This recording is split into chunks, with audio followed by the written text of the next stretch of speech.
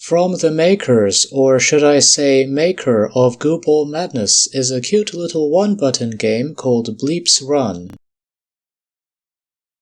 The player character of this game is this blue round creature called a Meep. His name is Bleep. The control is as simple as simply jumping. There's only one control. You either click on the screen or press the spacebar to jump.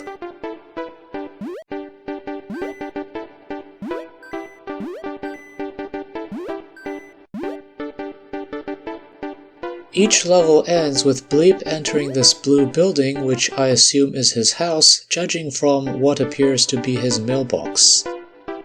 I'm playing this on Congregate using the Palemoon browser, one of the last to support the Unity web player as Firefox, Chrome, and Edge no longer support it. Bleeps Run was announced in September 2012 and released the following month with only 9 levels. The game was finished in June 2013 with all 24 levels and ported to Android the following month. In his Facebook page, the developer answered that he used Blender for the character model and the platforms. One Thursday night in February 2013, I had this dream where I was playing this old PC game from my in-universe childhood that combined Marble Blast, Doofus Longears, and Mulver, interspersed with some features in common with an old Polish animated cartoon series called Rexio. To the best of my memory, the player character was a brown dog whose face would adorn the game's menus. The actual gameplay footage was limited to 3D graphics of platforms floating up a blue sky, but I knew for certain that it was a platformer. Another aspect I remember was that the game came with 65 levels, one for each episode of Rexio. When I woke up the next morning and after school ended the following Friday, I was scrambling to find some 3D games that were similar enough to what I saw in the dream to replicate the sensation. While I cannot recall whether I came across Bleeps Run before or after that dream, I do remember on the night I had that dream I downloaded a copy of Back to Bed, which was also powered by Unity, and the following night we went to see Wreck-It Ralph at the cinema. All this talk about the year 2013 has me nostalgic. The innocence of that time period can sometimes come off as disturbing from a modern perspective. Man, I miss those days when I was 14 years old. But why am I talking about this now and not in 2023? Well, 2013 was the year of the snake, so is the year 2025, and before it was 2001.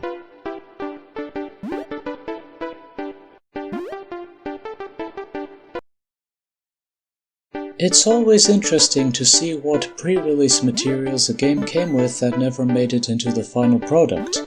On the 9th of September 2012, the developer posted a screenshot of an early version of Bleeps Run. In that screenshot were a timer, blue platforms, white magic dust fields, green floating spheres, and collectible extra lives. The timer I can understand, but why were those extra lives removed in the final game? And what were the rest for?